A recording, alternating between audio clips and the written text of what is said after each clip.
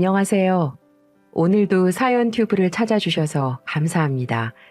오늘의 사연 시작하겠습니다. 안녕하세요. 저는 경기도에 사는 주부입니다. 살다 제가 유튜브에 사연을 보내게 될 줄은 몰랐는데 저도 얼마 전에 막장도 그냥 막장이 아닌 최악의 막장을 경험하면서 이렇게 사연을 보내게 됐습니다. 비록 글재주도 없고 하지만 끝까지 시청해 주시면 너무 감사하겠습니다.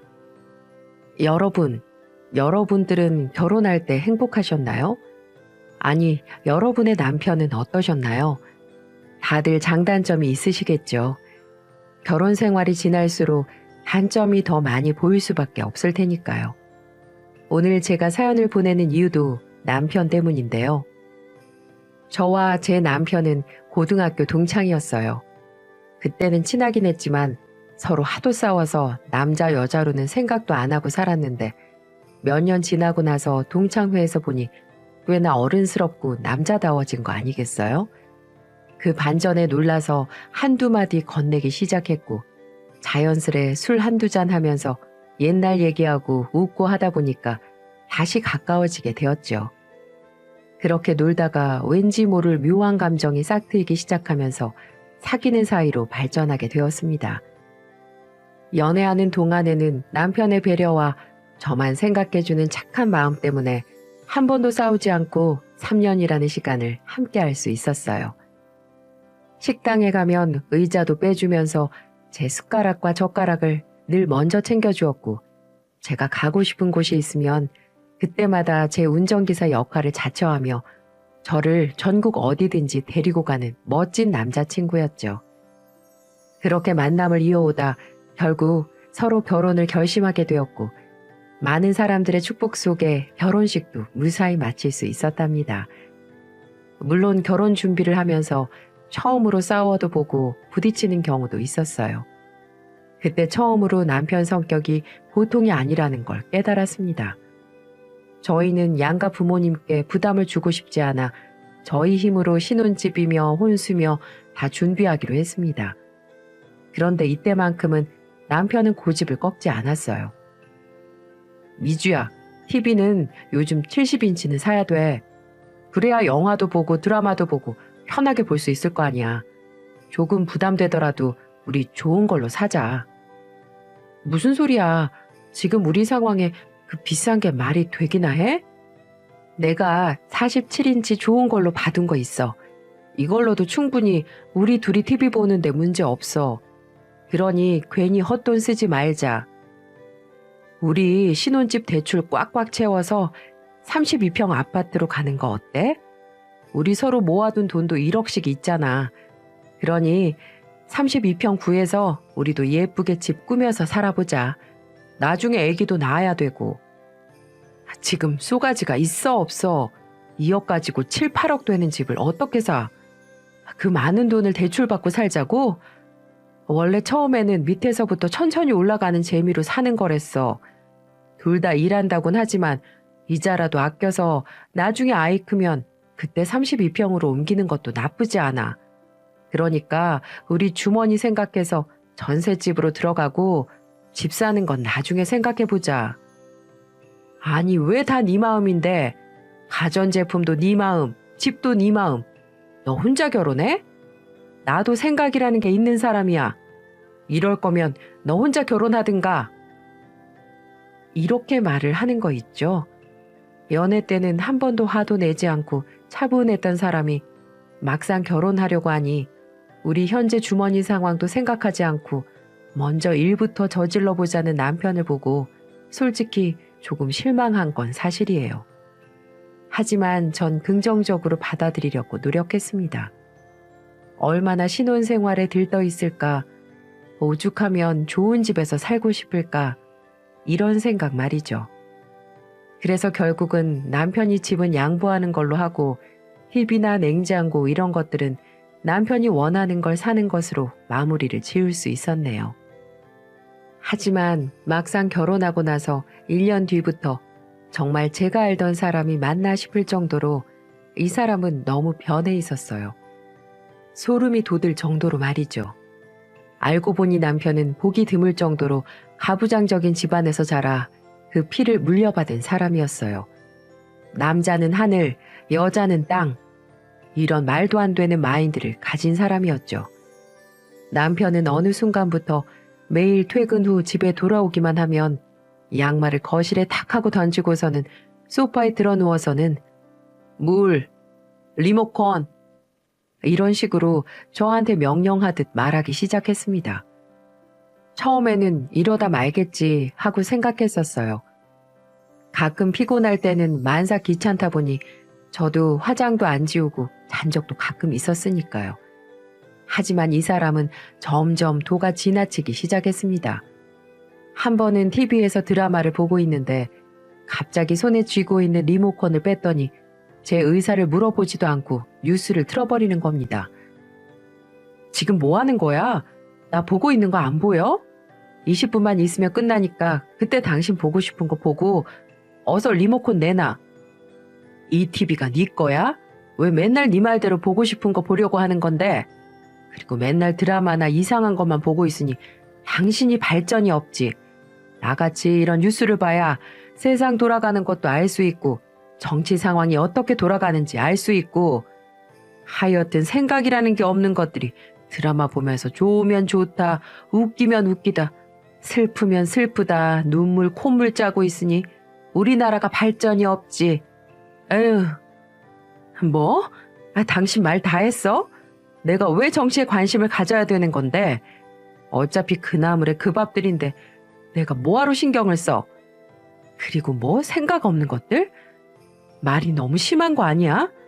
그럼 드라마 보는 모든 국민들이 다 생각 없는 사람들이네? 하여튼 생각하는 꼬라지하고는.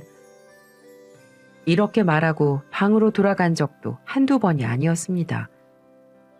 그렇게 남편과 싸우고 한동안 기본적인 필요한 말만 하고 각방을 쓰고 있는데 어느 날 시어머니가 반찬을 가득 싸가지고 집으로 오셨더라고요. 예, 네 남편 아침도 안 차려준다는 게 사실이니? 무슨 빵 조각 몇 개 주면서 우유 먹고 출근하라고 했다면서? 우리 아들이 한국 사람이지 서양 사람이니? 해도 너무하네. 그저 아침에 좀 더 자고 싶어서. 됐고 반찬 싸왔으니 아침 저녁으로 적어도 5첩 반상으로 앞으로 차려라. 알았어? 내가 우리 아들한테 밥상 사진 찍어서 보내라고 해서 일일이 확인할 거야. 알았어? 이 반찬 떨어지면 네가 직접 시장에서 사오던지 만들어서 대령을 해. 오자마자 제 인사는 받아주지 않고 지 아들 꼬박꼬박 삼시세끼 챙기라고 저를 구박하는 거 있죠. 정말 어이가 없었습니다. 저는 안 그래도 빨래, 설거지, 청소기도 밀기 싫어하는 남편 때문에 스트레스를 받고 있는 상황인데 그런 말을 들으니 참을 수가 없더군요. 어머님, 저도 같이 직장 다니는 사람이에요. 그리고 결혼 전에 아침은 각자 알아서 먹기로 약속을 했고요. 그런데 남편한테 무슨 소리를 들었는지 모르겠지만 다짜고짜 오셔서 5첩 반상 차려서 밥을 먹이라뇨. 그리고 요즘 세상이 어떤 세상인데 저 혼자 그걸 해야 되는 건데요. 어머님 아들은 손이 없어요, 발이 없어요. 먼저 일어나서 덜 피곤한 사람이 차려도 되는 거잖아요. 어머머머, 너 지금 시애미한테 뭐 하는 행동이니? 하여튼 요즘 것들은 싸가지가 없어요. 제발 내 며느리만큼은 안 그러길 바랬는데 너도 싸가지 없는 건 똑같구나. 그리고 넌 복받은 줄 알아 이거사. 이 시아버지는 매끼 8첩 반상에 국물 없으면 밥상머리 엎어버린 사람이었어. 그냥 가라고 하면 가고 오라고 하면 오고 나는 그렇게 살았다. 그게 여자야. 무슨 말인 줄 알겠어? 자고로 여자는 남편 보필 잘해서 떡두꺼비 같은 애들 낳아서 가정에 충실하면 되는 거야. 돈도 얼마 못 버는 것이 무슨 직장을 다닌다고. 와, 해도 너무하지 않으신가요? 아무리 시댁이 가부장적인 집안이라곤 하지만 본인이 그렇게 시달리고 살았다 하더라도 그걸 며느리인 제게 전갈 필요가 있는 걸까요? 저는 도저히 대화가 통하지 않을 것 같아 어머니 보고 저녁상 차리라고 하고는 밖으로 나와버렸습니다. 그리고 포장마차에 가서 닭발에 소주를 들이킨 적도 있었네요. 지금이 무슨 조선시대도 아니고 무조건 남편 입장에서 오직 남편의 생각대로 오직 남편을 위해 인생을 살라는 시모 얘기를 듣고 맨정신으로 버틸 수가 없었습니다. 그리고 남편은 절대 주방에 들어오거나 손에 물을 묻히는 일은 하지 않았고요. 남자는 자고로 부엌에 드나들어서는 안 된다며 자기 어머니한테 교육을 받았다네요. 결혼 전에는 하늘의 별도 다 따다 줄 것 같던 사람이 이제는 저보고 따주라는 식으로 나오는 남편을 생각하며 어떻게 해야 이 상황을 고쳐먹을 수 있을지 얼마나 많은 생각을 했는지 모릅니다. 그리고 남편은 툭 하면 밖에서 술을 마시다 외박을 하곤 했는데 반면 제가 장시간 외출하는 것은 절대 가만 놔두지 않았어요. 무슨 의처증이 걸린 사람처럼 제가 친구를 만나거나 아는 지인들하고 술 한잔 먹는다고 하면 여자가 밖에서 술 먹는 모습을 보면 보기 안 좋다면서 집에 와서 먹으라는 거 있죠? 잠시 장을 보러 다녀오는 것도 꼬박꼬박 보고해야 했고 자기 전화를 안 받으면 불같이 화를 내기도 했습니다. 정말 갇혀 사는 것 같아 얼마나 답답했는지 모릅니다. 어느 날은 회사에서 너무 일이 많아 힘들어 죽겠는데 집안 곳곳을 뒤지면서 잔소리를 해대더라고요. 화장실에 머리카락은 왜 안 치웠냐? 왜 옷장 위에는 먼지가 있냐? 옷 정리는 왜 제대로 안 했냐? 등등. 정말 진절머리가 나서 저도 모르게 버럭 소리를 질렀습니다. 내가 네 가정부야? 내가 네 마누라지 밥 해주고 청소해주는 사람이냐고. 나 집안일 시키려고 결혼했어? 그러자 남편은 당연하다는 듯이 말하더군요. 다른 집 가봐라. 여자들이 다 해. 왜 너만 유난 떨고 난리야. 이게 네 팔자련이 해. 싫으면 나랑 결혼 왜 했어? 너무 당당하게 말하니 오히려 제가 할 말이 없더라고요. 이런 일이 하도 반복되다 보니 결혼 2년 만에 너무 몸과 마음이 지치더라고요. 지긋지긋한 남편, 나만 보면 잔소리 해대는 시댁. 더 이상은 결혼 생활을 유지할 자신이 없었습니다. 그래서 이혼을 결심했는데 글쎄 이게 무슨 개떡 같은 상황인지 제가 임신을 하고 만 거였어요. 생리를 안 하길래 임태기를 사서 검사했는데 그토록 간절히 바랬지만 결국 2줄이었어요. 그걸 받아들이고 얼마나 울었는지 몰라요. 어떻게 할까 고민을 했고 죄 없는 뱃속의 아이에게 해서는 안 될 짓을 하면 안 된다는 판단을 내리게 되었죠. 그리고 아이가 생기면 가장으로서 남편도 뭔가 바뀌지 않을까라는 생각도 아니 기대도 했던 건 사실이에요. 그래서 저는 이게 내 운명이라 생각을 하고 받아들이기로 했습니다. 하지만 저의 그 기대는 무참히 깨지고 말았네요. 아이가 태어나도 남편의 행동은 달라지지 않았거든요. 하지만 남편은 저와는 달리 시댁 식구들한테는 정말 잘했습니다. 아니, 지극정성인 사람이었어요. 항상 부모님과 동생들 생일이면 남편은 온갖 무리를 해가며 비싼 선물 사서 갖다 바쳤고 거기다 용돈까지 기본 50만 원씩 턱턱 얹어주었죠. 하지만 저의 친정은 눈꽃만큼도 챙겨주지 않았어요. 저희 아빠와 시아버지의 생신은 비슷한 시기에 맞물려 있었는데 글쎄 저희 아빠 생일에는 담배 한 보루 사가는 거 있죠. 자기 부모님 생일에는 50만 원, 100만 원짜리 사주면서 담배 한 보루라뇨. 그래서 전 열이 받아 시모 생일에 3만 원짜리 스카프 하나 사줬더니 쌩 난리를 치는 겁니다. 우리 엄마가 거지냐며 어떻게 그럴 수 있냐며 따지는데 하도 이런 꼴을 많이 보니 이제는 면역이 생겨 아무렇지도 않더라고요. 그래서 생일상이고 뭐고 그 자리에 있는 데서 한마디를 해버렸습니다. 앞으로 시댁하고 친정 똑같이 하지 않을 거면 아무것도 하지 마. 용돈도 주지 말고 선물도 주지 말라고. 만약에 나 몰래 한 번만 더 이렇게 차별을 하고 막무가내로 나오면 정말 이혼이야. 알았어? 라고 엄포를 놔버렸어요. 바로 시모라는 사람이 있는 데서 말이죠. 당황한 남편과 시모는 충격을 받았는지 뒷목 잡고 쓰러지려고 하더군요. 다른 날도 아닌 시모 생일에 그렇게 엄포를 놔버리고 집으로 가버리니 황당하기 그지 없었겠죠. 그 이후 시댁에서는 아들을 이혼시키고는 싶지 않은지 조금씩 좋아지기 시작했어요. 남편도 점점 바뀌기 시작했고요. 그래서 한동안은 조용했습니다. 하지만 명절 때가 돌아오자 그 거지 같은 천성은 변하지 않더군요. 명절 때면 연휴 첫날, 둘째 날은 시댁에서, 셋째 날은 우리 친정에 갔었는데 이 미친 인간이 셋째 날에도 친정에 안 간다는 겁니다.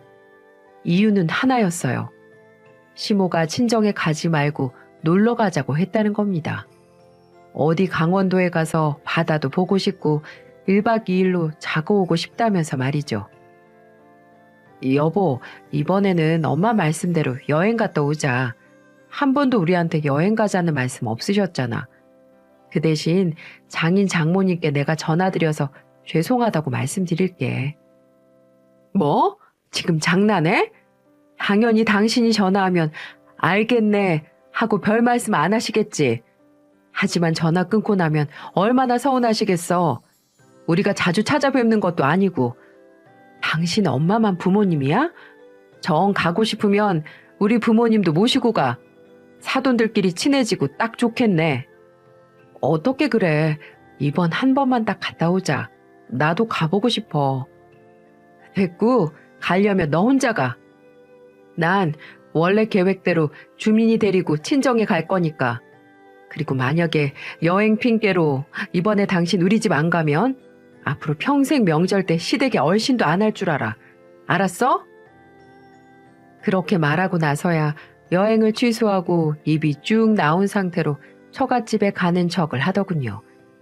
이 사람은 한마디로 무슨 오냐오냐 해주면 말을 들을 생각을 안 하고 이렇게 강하게 채찍을 줘야 말을 듣는 철부지 중에 철부지였습니다. 그러던 어느 날 늘 당당한 모습으로 집안의 중심을 지키시던 시아버지에게 큰 일이 벌어지는 사건이 발생되고 말았습니다. 언제부터인가 머리가 아프고 어지럽다고 하시더니 갑작스럽게 쓰러지고 만 거였죠. 응급실에 급하게 실려간 후 의사의 진단을 듣게 되었는데 검사 결과 병명은 뇌졸중이었어요. 시부는 평소 하루에 담배를 3갑씩 피시고 매일 막걸리를 드시는 사람이었습니다. 제가 약주 좀 그만 드세요 라고 말을 했었지만 시부는 그때마다 걱정 마라. 우리 나이에 나같이 건강한 사람이면 나와보라고 해. 앞으로 50년은 더 살걸. 나이가 70이 넘으셨는데 50년을 더 사신다니. 그때는 오래 사시면 좋죠. 그래도 운동도 하시고 그러세요. 라고 했었는데 결국 이렇게 사단이 나고 만 거였습니다. 그렇게 건강에 자신이 있다던 시부는 큰 소리로 호통을 치며 집안의 대장이었던 모습과는 달리 한 번 쓰러진 후에는 병든 노인네에 불과했습니다. 옆에서 누가 병수발을 해주지 않으면 혼자서 아무것도 못하는 사람으로 변하고 만 것이었죠. 거동이 불편하고 의사소통도 잘 되지 않았습니다. 병원에서 수술을 받고 간병인을 구해서 한동안 계시다가 결국 퇴원을 하게 되었죠. 그때부터가 문제였어요. 누구보다 가장 힘들어하는 건 시모였습니다. 시모는 건강할 때도 그렇게 끔찍이 모시더니 병자가 되어도 헌신을 하며 시부 병수발을 자처해서 다 하더라고요. 솔직히 정말 미웠던 시모였지만 그 순간만큼은 대단하다는 생각도 들었습니다. 혼자서 목욕을 시키고 다리 운동을 해주고 손수건을 대고 밥을 먹여주는 모습을 보고 감탄이 절로 나올 정도였죠. 그렇게 몇 년을 보냈어요. 하지만 또 남편이 문제였습니다. 남편은 그 당시에는 회사를 그만두고 아는 사람이랑 사업을 시작했는데 사업 시작한 지 8개월 만에 완전히 망해버린 거였어요. 근데 중요한 건 이 사람이 나 몰래 집 담보로 대출을 받아 사업을 시작했다는 겁니다. 처음에는 퇴직금이랑 시댁의 도움을 받아 작게 시작한다고 했었거든요. 그래서 한번 믿고 해보라고 했었죠. 이런 일도 경험해보고 저런 일도 경험해보는 것도 나쁘지 않았거든요. 하지만 저 몰래 전세자금 대출을 받아 사업을 시작했던 겁니다. 명의를 제 명의로 했어야 했는데 그게 제일 큰 실수였어요. 전세 얻으면서 부족한 돈을 남편 명의로 대출을 받았거든요. 그래서 남편 명의로 했었는데 정말 죽이고 싶을 정도로 미치겠더군요. 그리고 이것뿐만이 아니라 점점 회사가 어려워지니까 대부업체 캐피탈 보험회사 할 것 없이 돈을 다 끌어써서 결국 터지고 만 거였어요. 결국 쫓겨나듯이 그 집을 나올 수밖에 없었습니다. 어디로 갔냐고요? 정말 가기 싫은 시댁으로 갈 수밖에 없었죠. 남편은 제가 못 살겠다고 당장 이혼하자고 하니 우리 아들 앞에서 무릎을 꿇고 울면서 빌기 시작하더라고요. 한 번만 더 기회를 달라면서 말이죠. 아들 앞에서 맹세하겠다면서 말입니다. 그리고 시아버지가 돌아가시면 사망보험금이랑 물려받을 땅이 조금 있다면서 시댁에 합가를 제안하더라고요. 지금은 이 방법밖에 없다면서 말이죠. 근데 정말 그 방법밖에 없었습니다. 그래서 전 눈 딱 감고 각서를 받는 조건으로 시댁에 들어간다고 했습니다. 첫째, 시댁에 가면 시모의 시집살이 괜한 트집 잡을 때 중간에서 중심 잡지 못하면 이혼. 둘째, 시부 병수발 또는 단 한 번만이라도 똥기저귀 나한테 맡기지 말 것.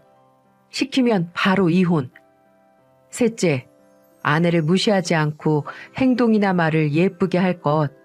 폭력을 행사하지 않을 것. 이걸 지키지 않는다면 당장 이혼하고 우리 아들 주민이 양육권, 친권 모두 주고 이혼한다는 걸 맹세합니다. 이렇게 적고 사인까지 하는 걸 보고서야 시댁에 들어가게 되었죠. 이렇게 하지 않는다면 시집살이 시부의 병수발 안 봐도 뻔했거든요. 시부는 시어머니의 병수발에도 불구하고 시간이 지날수록 점점 심해져만 갔어요. 병세가 심해져서 살도 많이 빠진 상태였고 숨소리도 거칠어지기 시작했습니다. 시어머니는 그런 시부를 살려보겠다고 정말 열심히 간호해 주셨어요. 아마 시부는 시모가 없었으면 일찍 돌아가셨을지도 모릅니다. 그러던 어느 날 시어머니께서 친구 장례식장에 갔다 와야 된다면서 처음으로 시아버지 병수발을 부탁하는 날이 있었습니다. 그래서 매일 부탁하시는 것도 아니고 처음으로 말씀하신 거니 빨리 퇴근하고 보살펴 드려야겠다라고 생각을 했어요. 저는 서둘러 일을 끝내고 퇴근해서 유치원에서 아들을 데리고 집에 와 저녁으로 죽이라도 드리려고 음식을 하고 있었죠. 그때 마침 남편도 비슷한 시간에 퇴근을 하더라고요. 그래서 왔어? 라고 말하며 제 일을 하고 있는데 갑자기 안방에서 남편이 기겁을 하는 겁니다.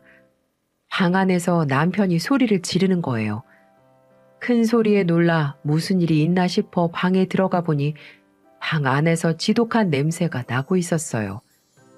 분명 퇴근하고 인사드릴 때는 아무 냄새 안 났었는데 그 사이에 대변을 보셨나 보더라고요.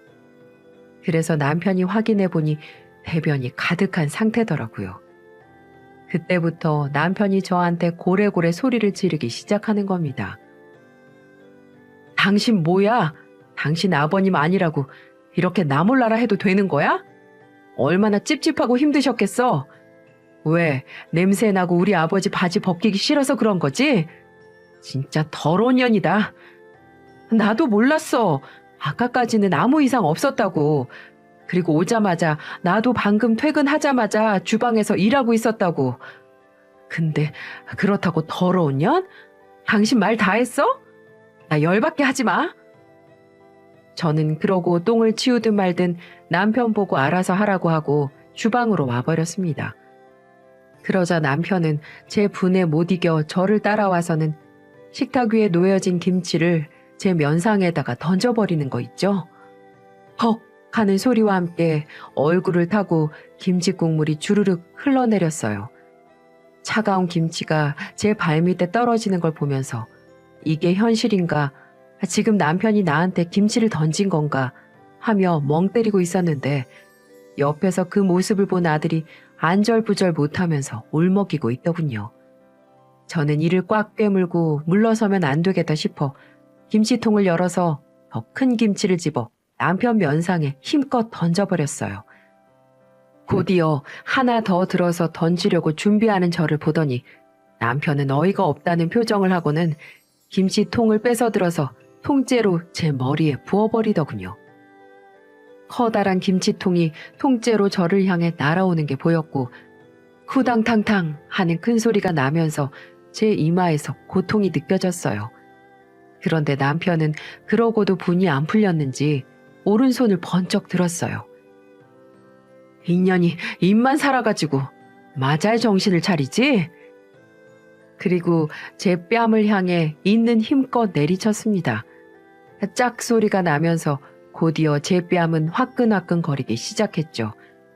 얼얼해진 뺨에 손을 올리고 얼빠진 표정으로 그를 쳐다봤더니 본인도 감정을 주체 못하고 아내를 때렸다는 것에 조금 놀란 듯 하더라고요.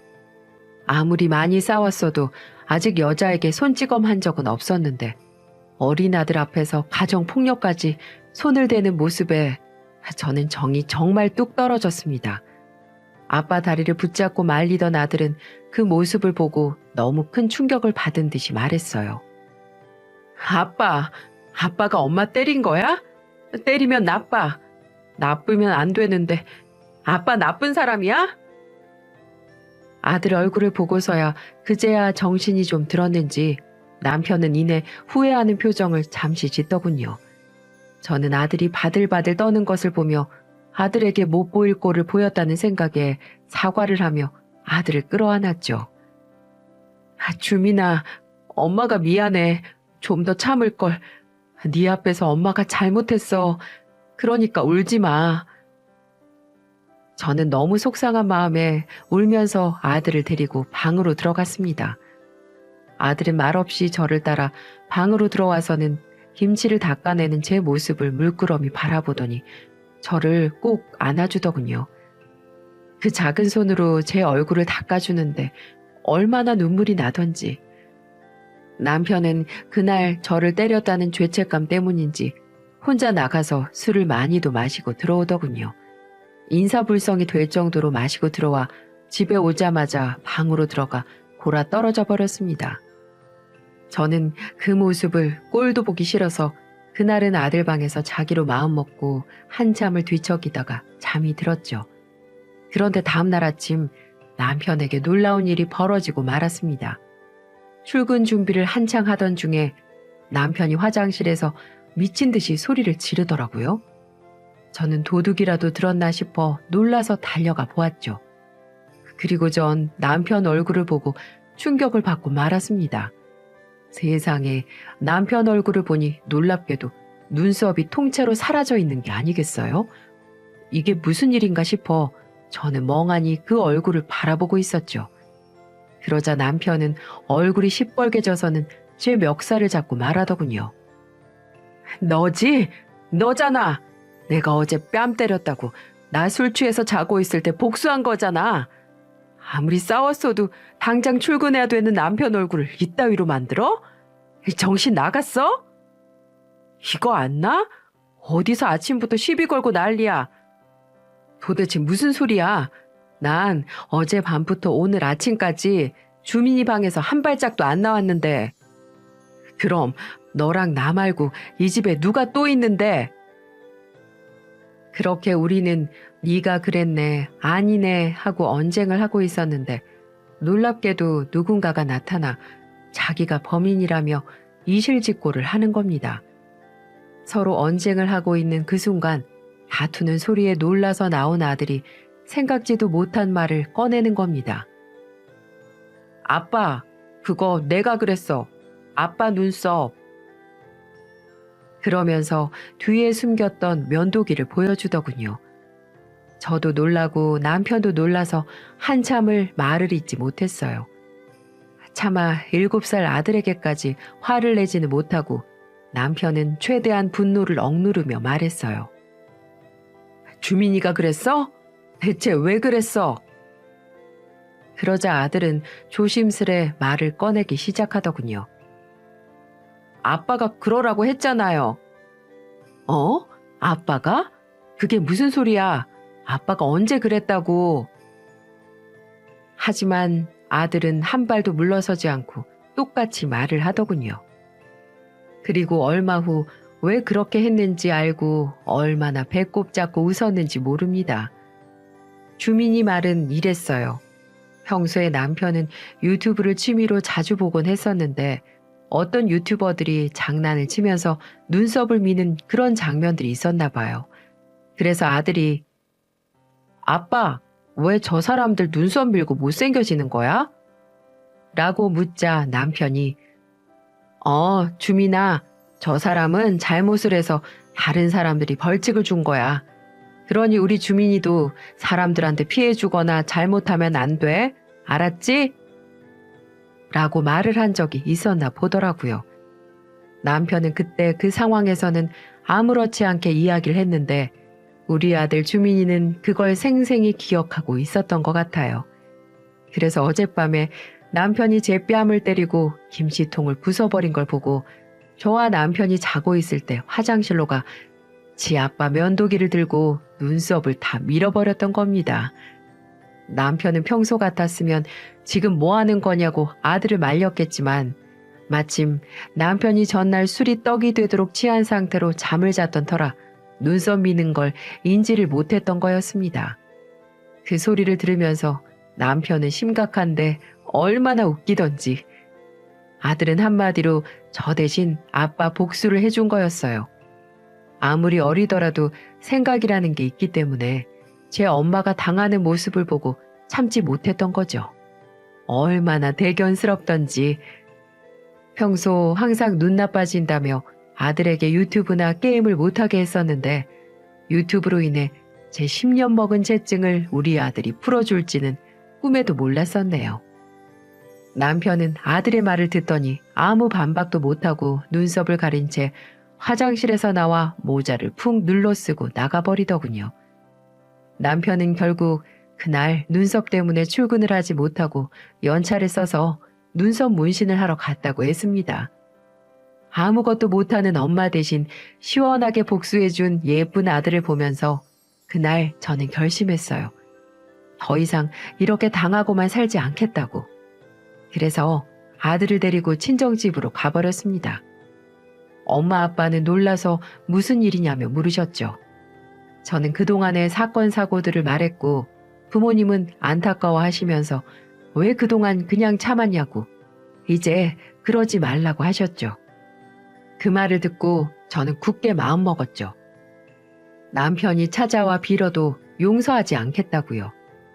7살짜리 아들도 잘못을 하면 벌을 받는다는 걸 아는데 어른이 돼서 참고만 산다는 게 말이 안 된다는 생각이 들었기 때문이었어요. 자존심 때문에 저를 찾으려고도 하지 않던 남편은 저와 아들이 친정집에 온 지 2주일쯤 되었을 때부터 연락이 오기 시작하더군요. 하지만 저는 절대 받지 않았습니다. 그 상태로 3주가 지나자 이제는 남편이 직접 집 앞으로 찾아오더군요. 평소 잘 들고 오지도 않던 선물을 잔뜩 사가지고 왔더라고요. 그러고는 집 거실에서 무릎을 꿇고 용서를 빌기 시작하더군요. 미안해 여보, 내가 너무 잘못했어. 제발 돌아오면 안 될까? 우리 엄마도 당신이 빨리 돌아오기만 기다리고 계셔. 장인어른, 장모님 정말 죄송합니다. 저도 이혼할까 생각했지만 3주 동안 집사람이 없으니 빈자리가 너무 크더라고요. 마지막으로 믿어주십시오. 다시는 실망시키지 않겠습니다. 저는 그 모습을 보고 각서를 던지며 말했습니다. 자, 봐. 당신이 썼던 각서야. 한 번만이라도 폭력을 행사하거나 욕을 하면 바로 이혼이라고 했지? 그러니 당신도 그 약속 지켜. 내일 법원에 갈 거고 친권, 양육권도 다 내가 가져갈 거니까 빨리 나가. 저는 그렇게 말하고는 남편을 쫓아내 버렸어요. 그랬더니 이제는 비가 오나 눈이 오나 그 추운 날씨에도 퇴근만 하면 친정으로 오는 겁니다. 정말 17일 동안 딱 그러더라고요. 그 모습을 본 엄마가 말을 하더군요. 이 정도 하면 그만 용서해 달라면서 말이죠. 하지만 전 꿈쩍하지 않았습니다. 그런데 제 굳은 마음을 풀어버린 사람이 있었어요.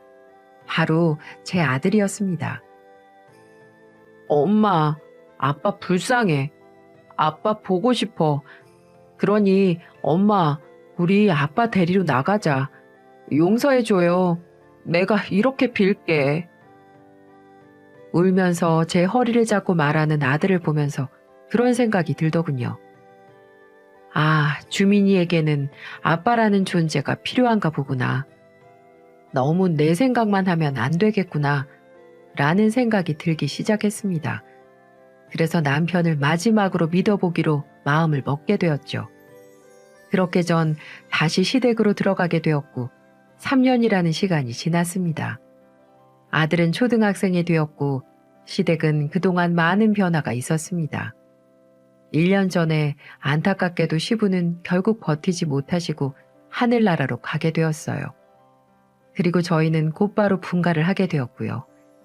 시부가 남겨주신 재산, 보험금 등을 상속받고 넓지 않지만 빌라로 들어갈 수 있게 되었어요. 시모는 시부를 보내고 한동안 정신을 못 차리나 싶었지만 시간이 흐른 후 분가에서 잘 살라며 따로 2천만 원이라는 돈을 제 손에 쥐어주셨습니다. 애미야, 그동안 많이 힘들었지? 네 시아버지 가고 이제 무슨 낙으로 살아야 되는지 모르겠지만 그래도 난 네가 나랑 살면서 불편한 모습은 보고 싶지 않다. 너네들 3년 전에 이 집에 오기 전에 때가 되면 분가시킬 마음이었어. 그러니 가서 잘 살고 이 돈은 내가 따로 너한테 주는 돈이니 아들한테는 말하지 말고. 그리고 니네 시아버지 죽고 나니 인생 아무 필요 없더라. 건강이 최고야. 그동안 내가 너무 미안했다. 이렇게 사과하마. 지금부터라도 우리 잘 지내보자꾸나. 하시면서 눈물을 흘리시는데 너무 마음이 아파왔습니다.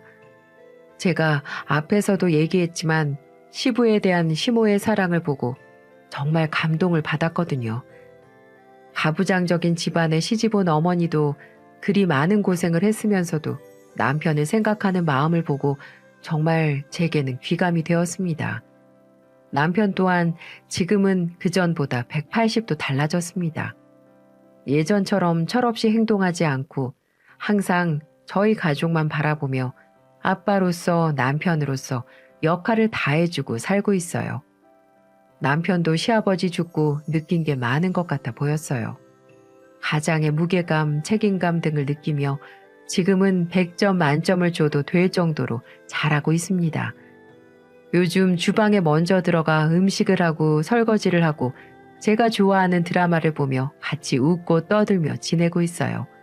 너무 많이 변하지 않았나요? 그래서 요즘 아무 걱정 없이 행복하답니다. 아들도 제법 커서 엄마 아빠 중재 역할도 잘해주고 있고요. 아빠가 조금이라도 엄마에게 나쁘게 대하는 것 같으면 귀엽게 경고라면서 핀잔을 주기도 한답니다. 우리 집안의 평화를 지키는 경찰관인 셈이죠. 아들의 상상치도 못한 하룻밤의 복수로 인해 우리 집에는 이렇게 평화가 찾아왔습니다. 가끔은 이렇게 어린 아이들이 어른보다 더 나은 생각과 행동력을 가지고 있는 것 같기도 해요. 저는 항상 살아가면서 내 자신이 작아진다라고 느낄 때면 이때를 떠올리면서 다시 당당하게 살아야지 생각하곤 한답니다.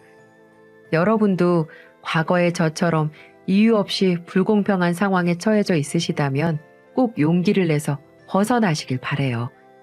앞으로 열심히 살겠습니다. 감사합니다. 모두들 항상 건강하세요.